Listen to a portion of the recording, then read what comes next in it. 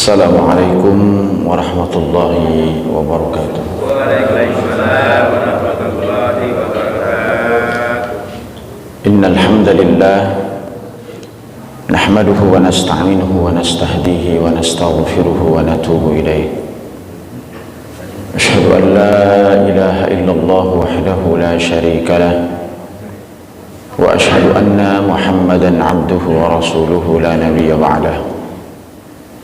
Allahumma salli wa sallim wa barik ala hadha an-nabiyil karim Muhammad ibn Abdullah wa ala alihi wa ashabihi wa dhurriyyatihi ajma'in wa tabi'in wa tabi'it tabi'in lahum bi ihsanin ila yaumiddin, amma ba'd. Puji dan syukur mari kita panjatkan kehadirat Allah Subhanahu wa taala atas segala limpahan karunia dan rahmatnya kepada kita semua. Salawat teriring salam semoga tercurahkan selalu kepada junjungan kita Nabi Muhammad sallallahu alaihi wasallam, kepada seluruh para sahabat, para pengikut-pengikut beliau ila yaumil qiyamah. Ma'asyiral muslimin rahimani wa rahimakumullah. Pada kesempatan pagi hari ini mari kita bersama-sama memanjatkan puji dan syukur kehadirat Allah Jalla wa Ala atas segala limpahan karunia dan rahmatnya kepada kita semua, sehingga pada kesempatan yang berbahagia ini kita bersama-sama bisa berkumpul di masjid ini, tentu dalam rangka bersama-sama mentadabburi, menta'amuli, mengkaji firman-firman Allah Subhanahu wa taala sebagaimana yang ditafsirkan oleh para ulama.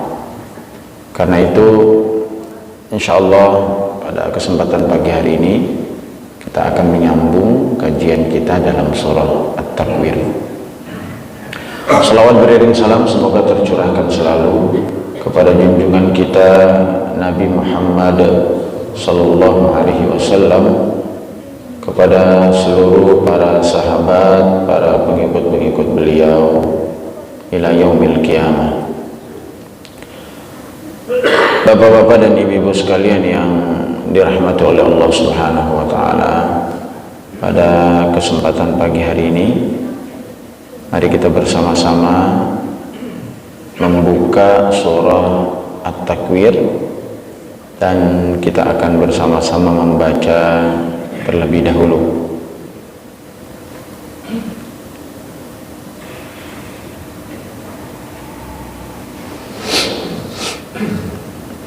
A'udzu billahi minasy syaithanir rajim. Bismillahirrahmanirrahim. Idza asy-syamsu kuwirat wa idzan nujumu kadarat wa idzal jibalu suyirat wa idzal 'isharu 'uttilat wa idzal wuhushu hushirat wa idzal biharu sujjirat wa idzan nufusu zuwijat wa idzal maw'udatu su'ilat bi ayyi dhanbin qutilat wa idzas suhufu nushirat wa idzas samaa'u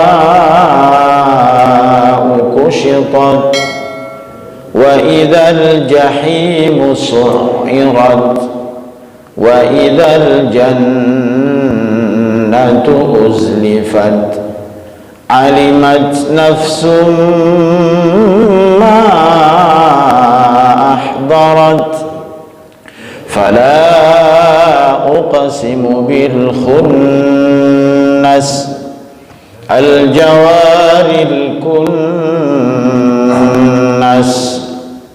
والليل إذا عسعس والصبح إذا تنفس إنه لقول رسول كريم ذي قوة عند ذي العرش مكين مطاع ثم أمين وما صاحبكم بمجنون ولقد رآه بالأفق المبين وما هو على الغيب بضنين وما هو بقول شيطان رجيم فأين تذهبون إن هو إلا ذكر للعالمين لمن شاء منكم أن يستقيم وما تشاءون إلا أن يشاء الله رب العالمين.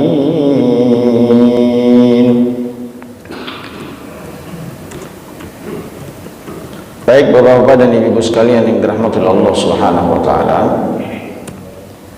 Pada kesempatan yang berbahagia ini kita akan kembali melanjutkan kajian kita dan kita akan memasuki ayat-ayat terakhir dari surah At-Takwir. Pada pertemuan 2 pekan yang lalu Allah Subhanahu wa taala berfirman kepada kita semua, di mana Allah Subhanahu wa taala menyatakan bahwa Al-Qur'an menjadi sumber pedoman bagi kehidupan kita. Al-Qur'an menjadi guide dalam setiap langkah kehidupan kita. Dan memang Allah menurunkan Al-Qur'an itu sebagai peringatan, salah satu di antara fungsinya. Basyiran wa nadhiran, memberikan kabar gembira dan juga memberikan peringatan kepada kita semua khususnya dan umumnya kepada semua manusia.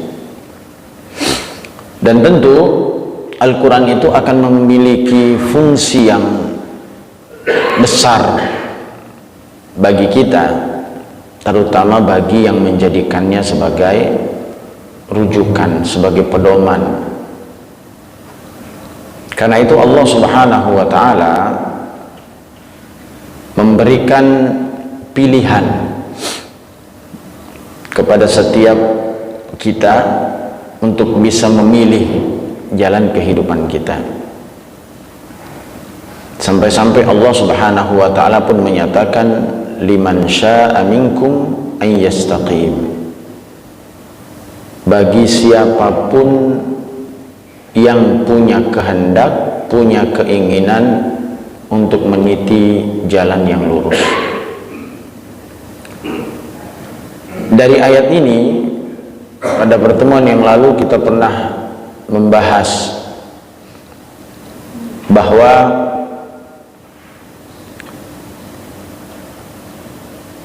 salah satu bentuk kasih sayang Allah kepada hamba-hambanya adalah memberikan pilihan bagi setiap kehidupan kita. Barang siapa yang menginginkan untuk menjadi orang-orang yang beriman, siapa yang menginginkan untuk menjadi orang-orang yang tidak beriman, itu tergantung pilihan setiap manusia. Meski sesungguhnya Allah Subhanahu wa taala itu bisa memaksakan kehendaknya bisa memaksakan kemauannya kepada kita semua. Akan tetapi Allah Subhanahu wa taala memberikan pilihan kepada kita semua. Faman syaa'a falyu'min wa man syaa'a falyakfur. Siapa yang mau beriman, ya monggo silahkan. Siapa yang tidak mau beriman juga Allah Subhanahu wa taala berikan pilihan.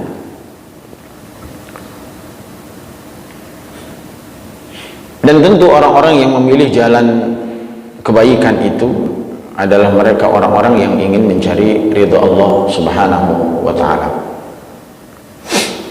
Istiqamah di dalam kehidupan itu tidak gampang, tidak mudah. Berdiri tegak, mempertahankan atau merawat apa yang sudah dihasilkan itu bukan hal yang mudah. Terlebih bagi mereka orang-orang yang menginginkan keistiqamahan di dalam hidup, jalan lurus. Maka ini kan menjadi pilihan, dan setiap pilihan itu memiliki konsekuensi. Kalau ada orang yang ingin menjadi orang-orang yang baik, maka dia mesti harus bertahan dalam kebaikannya. Bahkan sebaliknya, orang-orang yang berada dalam koridor keburukan, ketika dia tidak mau berubah untuk menjadi orang baik, maka akan selamanya juga berada dalam keburukan. Ya.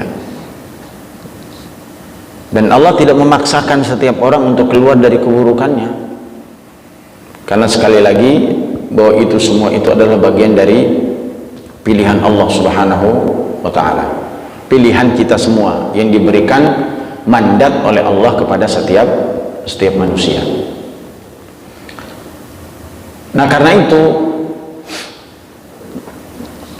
menjadi indah kehidupan manusia itu saat mereka memahami betul bahwa ternyata hidup ini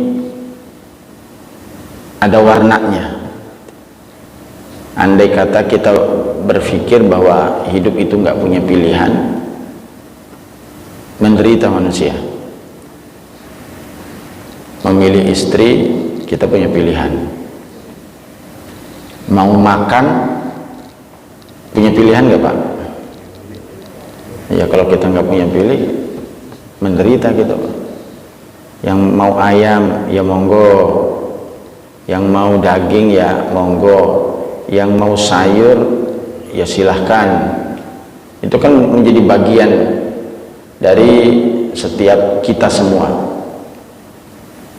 Karena itu kembali kita sampaikan, ma'asyiral muslimin wal muslimat rahimani wa rahimakumullah. Namun setiap dari pilihan itu ada konsekuensi logisnya. Nah, kalimat sya'a ini kan berarti kebebasan. Faman sya'a liman sya'a, siapapun yang menghendaki. Berarti memang Allah memberikan keleluasaan bagi kita untuk memilih jalan kehidupan kita. Nah, kemarin kita sudah sampaikan ma'asyiral muslimin wal muslimat rahimani wa rahimakumullah. Ada beberapa ayat-ayat Al-Qur'an yang menjelaskan kepada kita tentang hal tersebut. Apakah manusia itu diberikan kebebasan memilih atau tidak? Dan ini banyak sekali pertanyaan-pertanyaan yang diajukan, bahkan kemudian dijawab oleh para ulama. Maka disebut sesungguhnya segala perbuatan yang dilakukan oleh orang yang memiliki akal sehat, jelas dia akan melakukan atas dasar pilihannya. Sebelum nanti kita akan masuk pada ayat terakhir. Sekali lagi, sesungguhnya segala perbuatan yang dilakukan oleh orang yang memiliki akal sehat,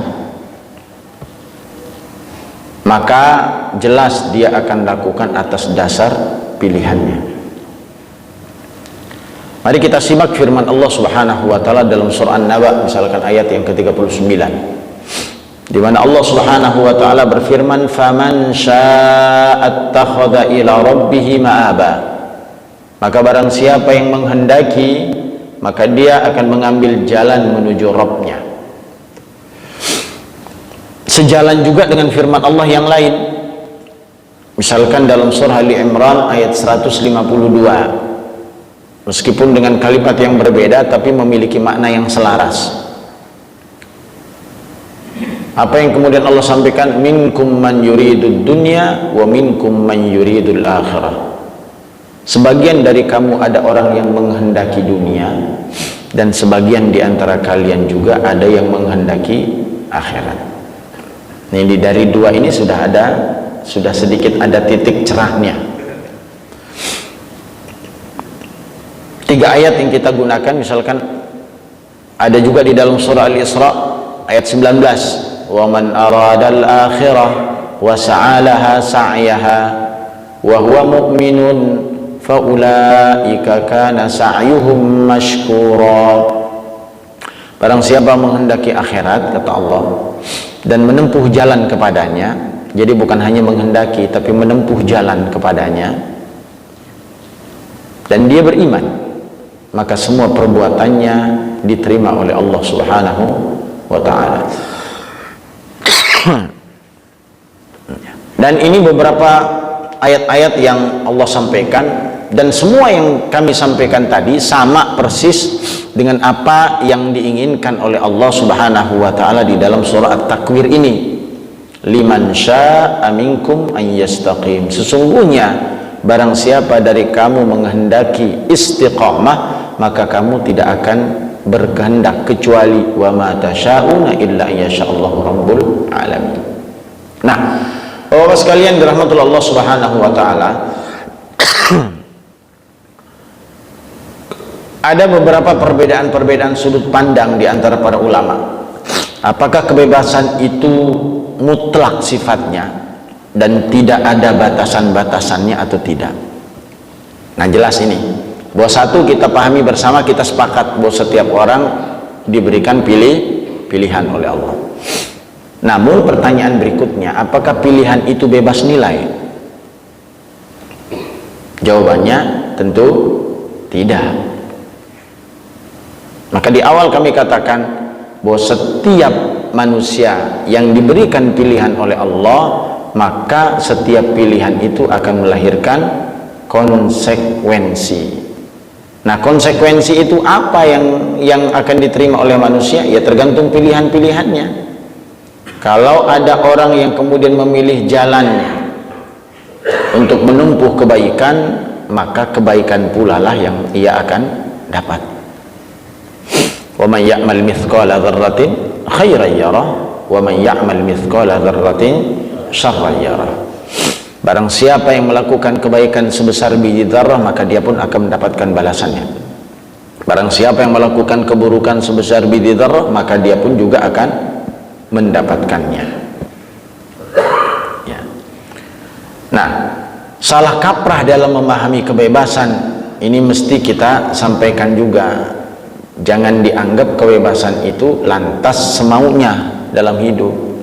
Ada koridor yang tidak boleh dilanggar bagi kehidupan kita. Maka ada banyak dalam konsep yang kemudian mengatakan bahwa kebebasan seseorang itu terbatas dengan kebebasan orang lain. Ada agama yang kemudian membentengi kehidupan kita, sehingga agama itu akan mengantarkan kita kepada pemahaman-pemahaman yang baik. Ya, kalau semua orang berpikir bahwa kami bebas melakukan apapun terlepas dari orang lain itu merasa tersakiti atau tidak, berarti bebas nilai. Tapi Islam itu mengajarkan kebaikan.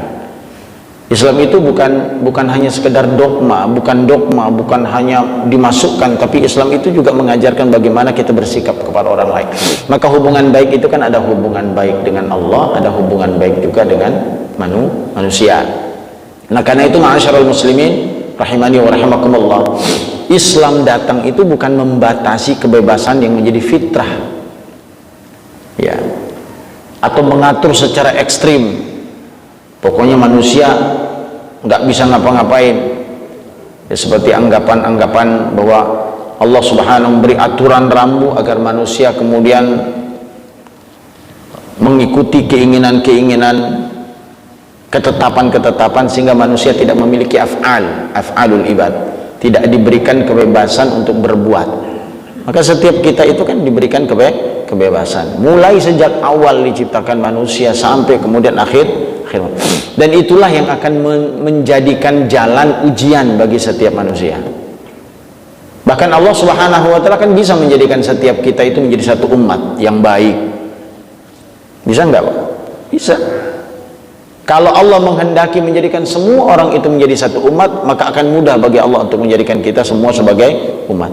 Andai kata Allah menginginkan kita dijadikan semua menjadi orang-orang baik, cukup gampang bagi Allah menjadikan kita semua orang baik. Tapi ternyata Allah tidak menjadikan itu, karena memang fase kehidupan manusia itu adalah bagian dari ujian kehidupan. Maka Allah mengatakan, siapa yang menginginkan untuk menjadi orang-orang yang istiqamah, maka itu menjadi pilihan kehidupannya. Orang-orang yang memiliki istiqamah itu kan gak gampang. Istiqamah itu artinya merawat, menjaga apa yang sudah kita capai. Dan itu jauh lebih sulit dibandingkan kita meraih sesuatu. Kalau meraih sesuatu itu kan butuh usaha. Tapi kemudian istiqamah dalam satu jalan yang kemudian tidak goyah itu nggak gampang, karena hidup ini kan banyak cobaannya. Maka kenapa Nabi SAW secara pribadi itu meminta kepada Allah Subhanahu wa ta'ala agar diistiqomahkan, agar minta diistiqomahkan, minta agar Allah memberikan keistiqomahan terhadap dirinya. Karena Rasul itu yakin betul, dan ini erat hubungannya dengan ayat yang ke-29.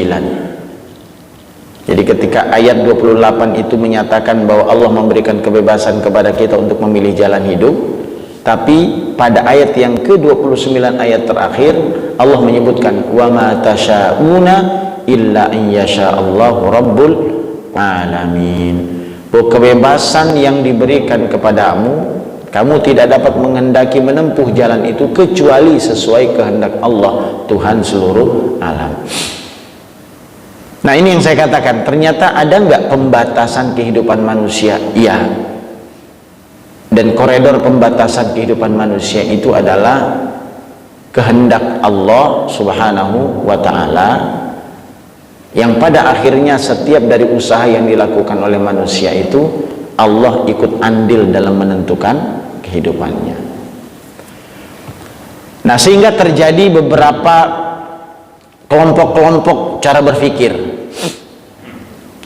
Mungkin kita pernah mendengar ada mazhab Qadariyah, ada mazhab Jabariyah, ada Asy'ariyah. Kalau Qadariyah itu berpikir dari beberapa ayat-ayat Al-Quran itu, mereka mengatakan innallaha la yughayyiru ma biqaumin hatta yughayyiru ma bi anfusihim. Allah tidak akan merubah nasib satu kaum sebelum kaum itu merubah nasib mereka sendiri. Ayat ini kemudian dijadikan oleh kelompok Qadariyah untuk menyatakan bahwa Allah itu nggak punya andil apapun dalam kehidupan manusia, karena setiap apa yang dilakukan oleh manusia adalah pilihan manusia itu sendiri. Ini Qadariyah nih Pak. Benar nggak cara sudut pandang ini? Nanti kita akan lihat. Jadi apa yang dilakukan oleh dirinya itu nggak ada intervensi Allah. Mau minum ya Allah, mau minum ya pilihan dia, mau bekerja ya pilihan dia, mau tidur ya pilihan dia, mau berangkat ngaji ya pilihan dia. Ini menurut kelompok Qadariyah. Jadi menafikan kekuasaan Allah, karena dia menganggap bahwa semua pilihan itu Allah sudah serahkan kepada manusia dah. Nah, sedangkan kelompok yang kedua ada Jabariyah. Jabariyah itu artinya orang yang majbur, orang yang kemudian dipaksakan, orang yang kemudian berada dalam kekuasaan Allah secara total, sehingga mereka mengatakan aku berangkat ke masjid ya karena Allah, aku minum ya karena Allah, aku tidur ya karena Allah. Sampai ada selalu ilustrasi yang kemudian pernah disebutkan kaum-kaum ini kan termasuk juga nanti kaum Mu'tazilah, Qadariyah, Jabariyah itu kemudian pernah terjadi bahwa ada orang yang punya prinsipnya itu prinsip Jabariyah. Jadi apa yang dilakukan itu adalah kehendaknya Allah. Hingga suatu hari dia mencuri lalu ditangkap Pak. Setelah ditangkap lalu ditanya, kenapa kau mencuri? Jawabannya jawaban mazhab Jabariyah, karena ini kehendak Allah. Ya, karena ini kehendak Allah. Allah yang membuat saya mencuri. Gambarannya begini, ini Jabariyah nih. Maka saya katakan Qadariyah dengan Jabariyah itu dianggap pemahaman yang keliru. Nah, sehingga akhirnya berpikir nih, yang nangkep berpikir, bagaimana nih kalau konsepnya dia mencuri karena Allah yang nyuruh, kan ribet Pak kalau begitu urusannya. Akhirnya dia berpikir, kemudian yang satu berpikir semalam, tangkap dulu dah, ikat dulu dah. Habis itu diikat, besok kemudian diberikan hukuman. Setelah dihukum, kemudian orang yang tadi bertanya kembali, kenapa kamu hukum aku? Maka kembali dijawab dengan jawaban yang sama, karena Allah yang menyuruh saya menghukum kamu. Ini kan agak cukup rumit Pak kalau kita masuk dalam konsep-konsep Jabariyah, Qadariyah semacam ini. Maka Asy'ariyah diantaranya kemudian kaum yang menengahi, Ahlus Sunnah memasuki jalan tengahnya di antara konsep-konsep yang dikembangkan oleh madhab Qadariyah dan madhab Jabariyah. Artinya apa? Tidak semua apa yang kemudian kita lakukan itu terlepas dari kehendak Allah. Dan yang kedua, tidak semua yang dilakukan oleh manusia itu, semua itu adalah karena kehendak Allah. Kehendak Allah itu artinya Allah yang maksain kita, seakan-akan kita robot yang kemudian hanya cukup dengan remote lalu kita bergerak. Maka diambillah jalan tengah. Apa jalan tengahnya? Bahwa setiap manusia memang memiliki pilihan. Setiap manusia diberikan hak untuk memilih. Akan tetapi ingat bahwa ada keterlibatan Allah dalam segala apapun yang menjadi pilihan manusia. Hingga akhir perjalanan manusia itu kita punya keinginan, tapi Allah yang menentukan apa yang kemudian kita capai dalam keinginan tersebut. Nah, jalan tengah ini yang diambil. Jadi bukan orang yang kemudian melepaskan kehendak Allah dan kemampuan Allah, yang di satu sisi juga bukan masuk taat patuh dalam makna melepaskan semua keinginan-keinginannya, karena memang Allah yang menghendaki untuk memilih itu. Maka ini kalimat yang terakhir, ma tasyauna illa an yasha Allah, ini menjadi gabungan antara Qadariyah dan Jabariyah itu, bahwa setiap orang yang memilih jalan hidupnya itu memang Allah kasih pilih dengan setiap konsekuensinya. Tapi ingat bahwa setiap pilihan-pilihan itu juga Allah yang akhirnya akan menentukan jalan kehidupan manusia. Nah, ini yang disebut dengan qadar Allah, takdirnya Allah bagi kehidupan manusia. Hanya saja ini menjadi rahasia setiap orang.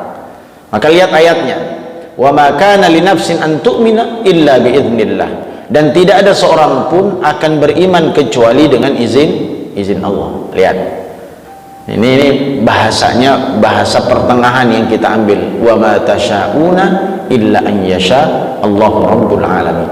Dan sesungguhnya apa yang kalian kehendaki, ya, apapun yang kalian kehendaki, sesungguhnya itu sejalan dengan apa yang diinginkan dan dikehendaki oleh Allah Subhanahu wa ta'ala.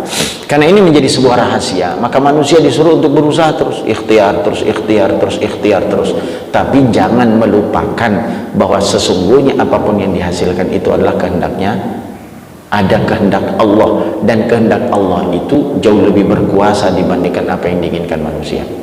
Nah, sifat di dalam Al-Quran itu disampaikan terkait dengan bagaimana sikap Nabi Sulaiman alaihissalatu wassalam ketika diberikan rizki, dengan bagaimana sikap Qarun saat mendapatkan rizki. Kan ada dua sosok yang berbeda. Kalau Nabi Sulaiman itu, kekayaan yang dimiliki itu, meskipun dia juga sadar bahwa sebenarnya ada bagian-bagian dari usaha yang dilakukan untuk menggapainya, ada warisan yang diberikan oleh ayahnya Nabi Daud alaihissalatu wassalam kepadanya, namun dia sadar betul bahwa semua nikmat ini adalah milik Allah. Hadza min fadli rabbi aashkur am akfur. Ini kalimatnya.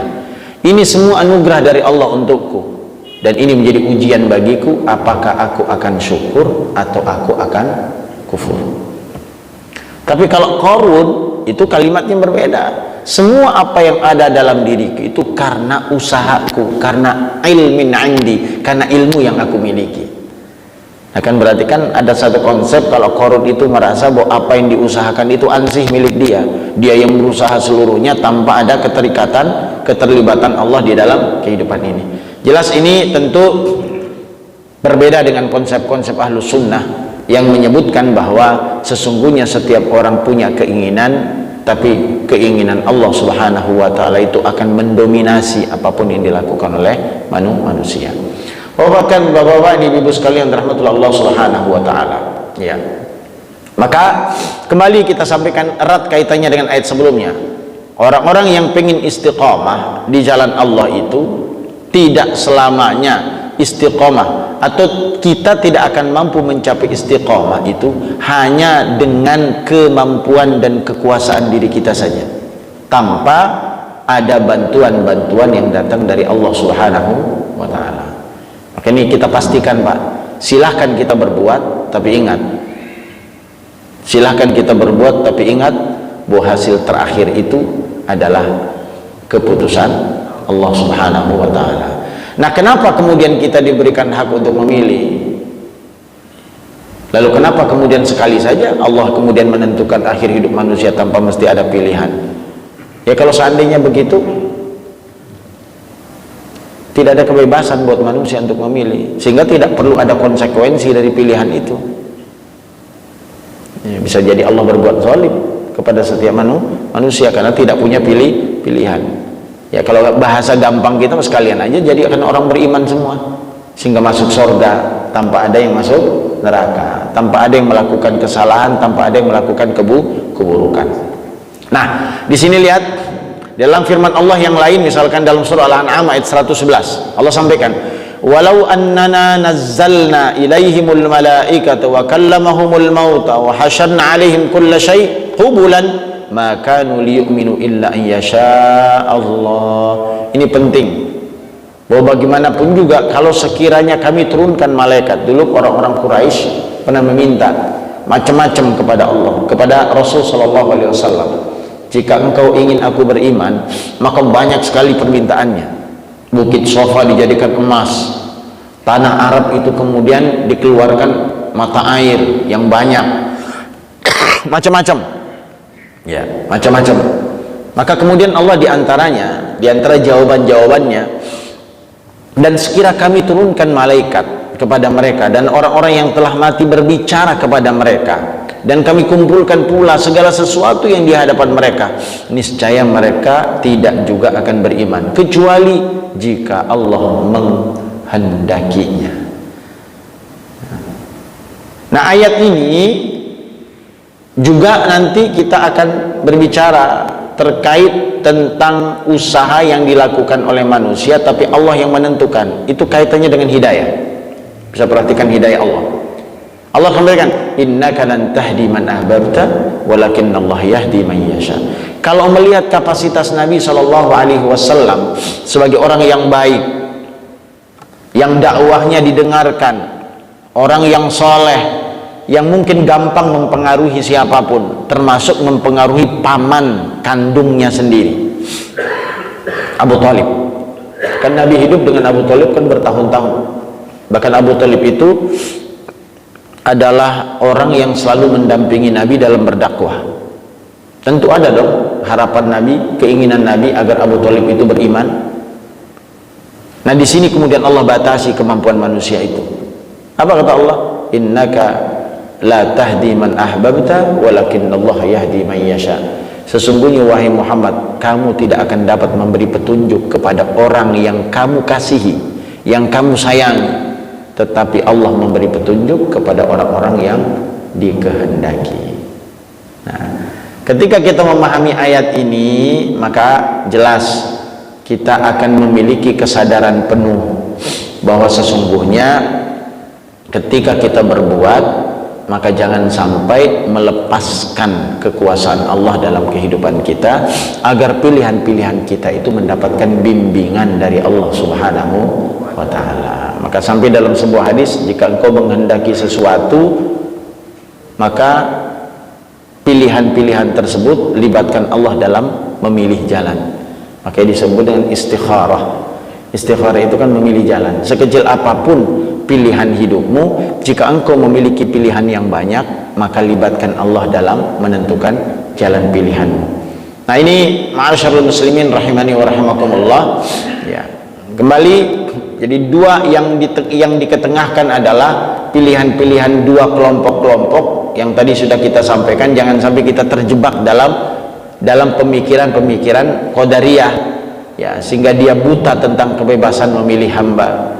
Jadi dia mengatakan sesungguhnya dia terpaksa dalam segala sesuatu, perbuatan, tidak mempunyai kebebasan. Jadi memiliki kebebasan apapun ya, hanya sebatas dia yang memiliki kebebasan tanpa Allah. Yang kelompok yang kedua meninggalkan melakukan sesuatu bukan karena pilihan dirinya, tapi karena pilihan Allah. Ini juga kan keliru. Jadi seakan-akan kita duduk, jadi gampang kita nyari alasan. Kenapa nggak ngaji? Allah yang pengen. Kenapa nggak berbuat baik? Allah yang pengen. Ya kalau ini kita jadikan dalih di dalam hidup, maka nggak akan teratur kehidupan ini.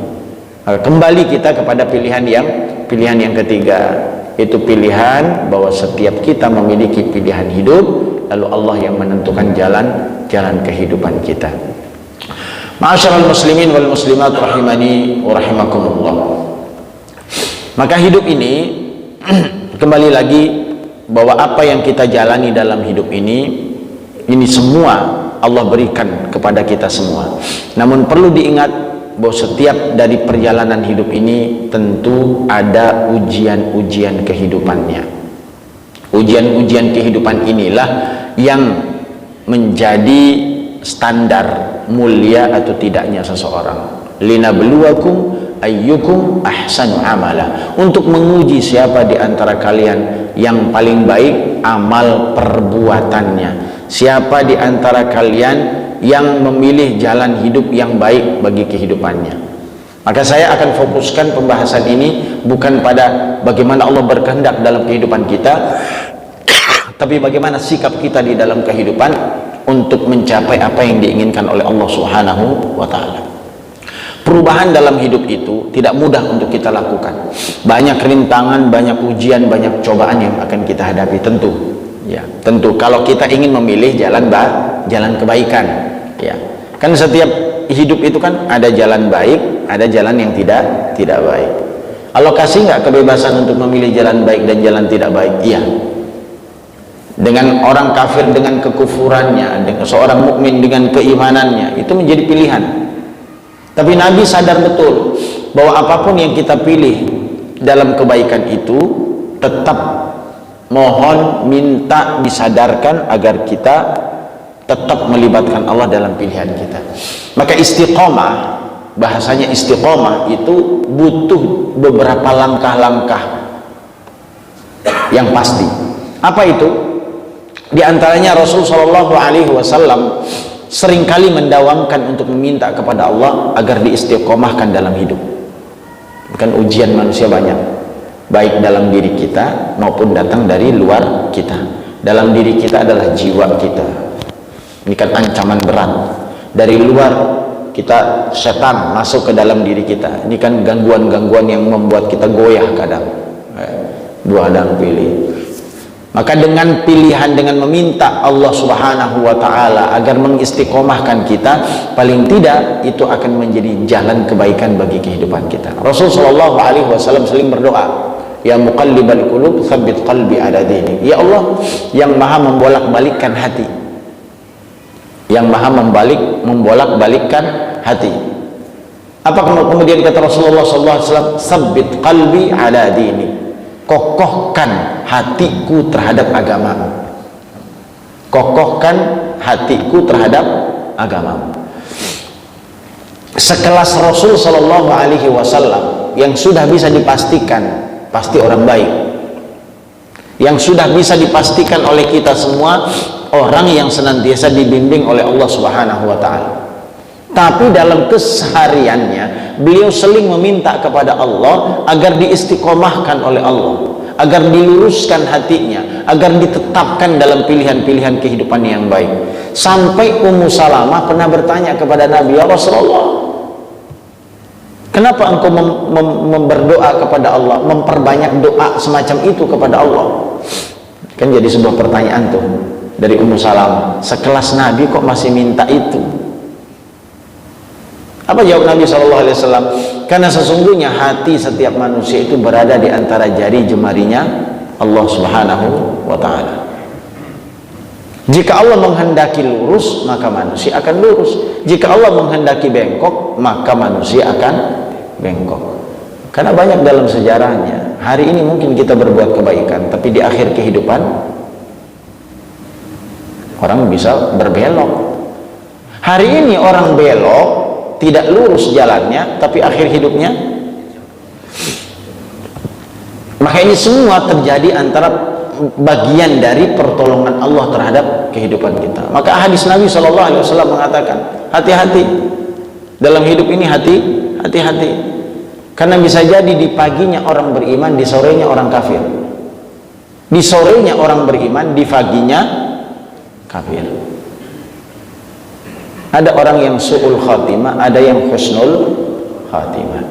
Maka kita berharap bahwa apa yang kita akan raih di akhir itu adalah karena upaya dan usaha yang kita lakukan, sehingga jangan sampai kemudian dalam pertengahan jalan kita mundur dalam ketaatan itu.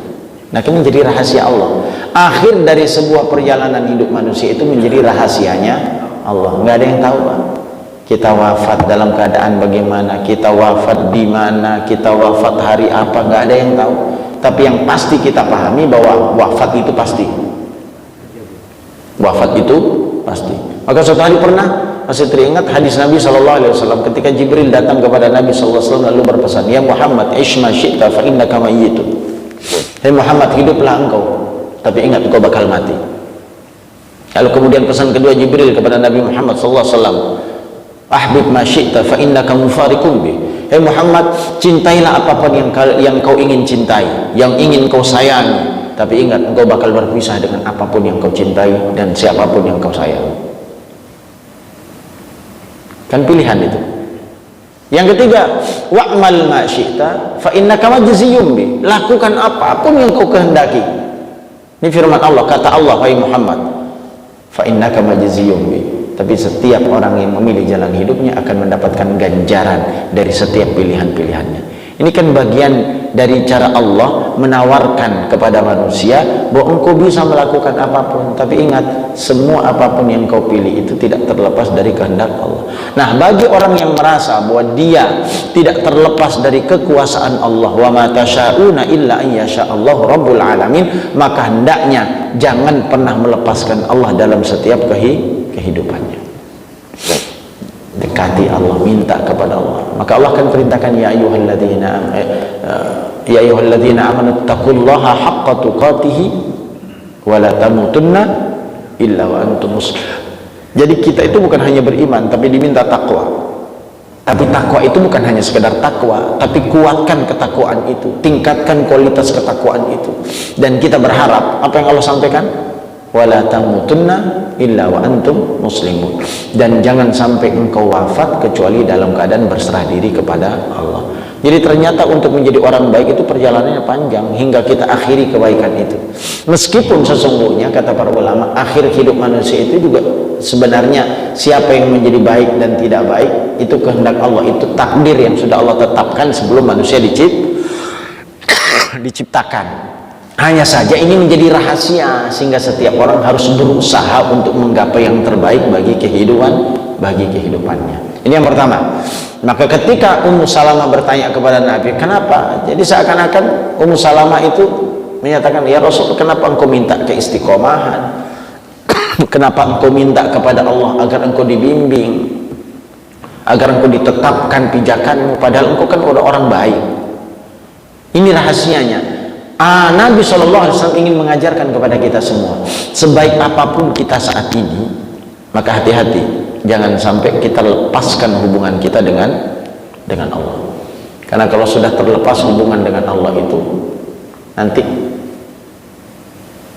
khawatir bahwa ketika saat kita melepaskan diri kepada Allah, tidak minta taufik, hidayah dan taufik dari Allah, maka kita akan terlepas dari pongkol kebaikan itu. Nah kan kita was-was, Pak. ini akhir hidup seperti apa. Maka tidak heran ada muslim, ada mantan muslim atau mantan ustadz ya, ada mantan pendeta, macam-macam ya, karena memang kehidupan itu ya begitu. Cuman di sisi lain ada pesan untuk tidak mudah mengklaim orang lain, karena ternyata bisa jadi akhir kehidupannya akan berbeda. Dan jangan merasa bangga dengan apa yang sudah kita capai hari ini, karena perjalanannya masih panjang, masih jauh. Maka butuh keistiqomah itu. Maka cara istiqomah agar kita istiqomah tetap dalam ketaatan itu adalah dengan tetap meminta kepada Allah Subhanahu wa taala. Yang kedua, agar kita bisa istiqomah itu ya jadikan Al-Qur'an sebagai pedoman hidup. Kita kaji Al-Qur'an karena satu pesan yang kemudian yang menjadi garansi yang disampaikan oleh Nabi Shallallahu Alaihi Wasallam bagi orang yang berpegang teguh terhadap Al-Quran adalah selama-lamanya tidak akan tersesat hidupnya. Taraktu fikum amrayn ma in tamassaktum bihima lan tadillu abadan, kitaballah wa sunnata rasulih. Aku tinggalkan dua pusaka bagi kehidupan kalian, yang apabila kalian berpegang teguh terhadap dua pusaka itu, maka aku berikan garansi jaminan, kata Nabi, lan tadillu abada, kalian tidak akan pernah tersesat selama-lamanya. Maka kunci yang kedua agar kita bisa istiqamah sehingga jalan kehidupan itu tidak salah kita pilihnya, kita mesti punya panduan hidup. Dan panduan hidup itu adalah Al-Quran dan Sunnah Rasul Sallallahu Alaihi Wasallam. Jangankan urusan akhirat, urusan dunia saja kita butuh panduan, Pak, agar kita benar jalannya. TV itu tidak akan nyala kalau kita nggak ikuti instruksi. TV itu nggak akan nyala, motor itu nggak akan nyala kecuali ada cara-caranya. Ternyata ada motor NMAX itu kalau tangkinya itu ketutup, kadang kita khawatir, gimana cara bukanya. Ternyata kalau ngikutin tutorial YouTube-nya, oh gampang banget cara, klik dikit naik buka. Ternyata emang semuanya punya panduan. Jadi perjalanan hidup itu, nah terlebih untuk akhirat kita, maka barang siapa yang ingin istiqamah, liman syaa minkum an yastaqim, yang terlepas dari kebebasan yang Allah berikan kepada kita, maka kalau ingin bebasnya itu menjadi kebebasan yang melahirkan keberkahan akhir, maka jangan lepaskan Al-Quran dan Sunnah sebagai pedoman hidup kita. Dan memang itulah Al-Quran sampaikan, dzalikal kitab la raiba fi hudan lil muttaqin, sebagai petunjuk bagi orang-orang yang bertakwa. Ketiga, Bapak sekalian rahmatullah Allah Subhanahu wa taala, apa yang mesti kita lakukan dalam hidup agar pilihan-pilihan hidup kita itu menjadi lurus, menjadi tidak bengkok, lalu istiqamah dalam kebaikan-kebaikan yang sesungguhnya diinginkan oleh Allah, itu adalah dengan cara membangun komunitas yang baik dalam kehidupan ini, mencari teman yang membuat kita menjadi orang-orang yang baik. Ini kan kuncinya, ya. Kadang pilihan kalau kita hidup sendiri itu berat tantangannya. Tapi ketika kita memiliki komunitas yang baik dalam hidup, paling tidak ada sinergi yang kita bangun, sehingga saat kita lemah ada yang menguatkan. Nah ini, maka komunitas yang baik atau kelompok teman sahabat yang baik yang mengarah kepada kebaikan itu penting untuk kita miliki. Agar apa?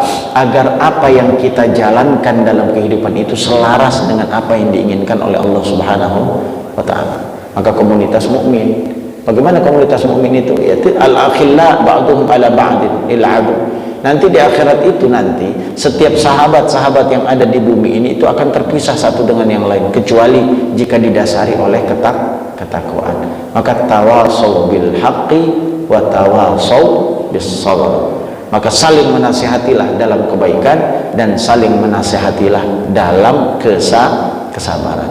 Ternyata komunitas yang baik itu sangat penting bagi kehidupan kita, agar kita bisa tetap istiqamah dalam kebaikan itu.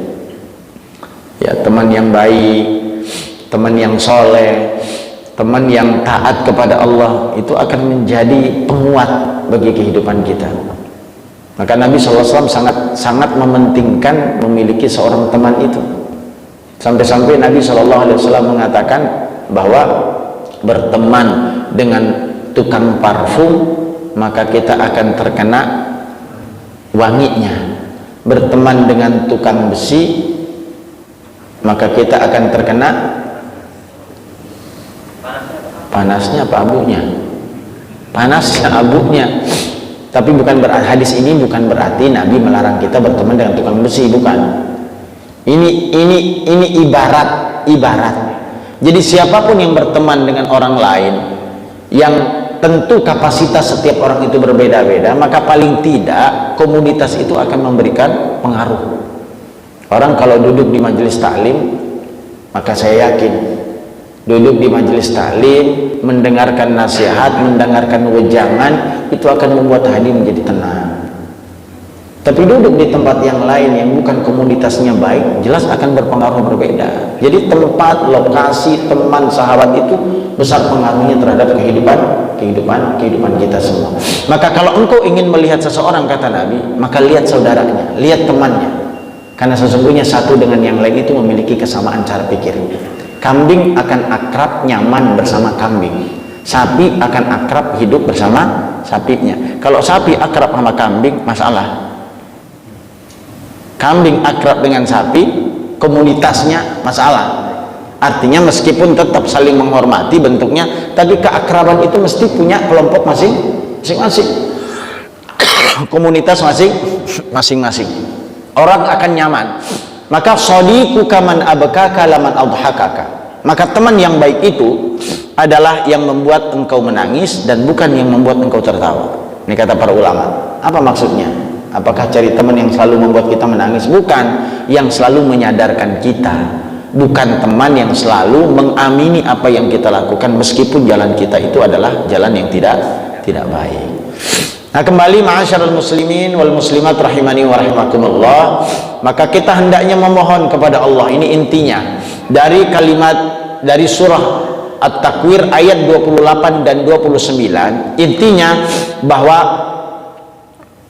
Allah memberikan keleluasaan, kebebasan kepada kita untuk memilih jalan hidup kita.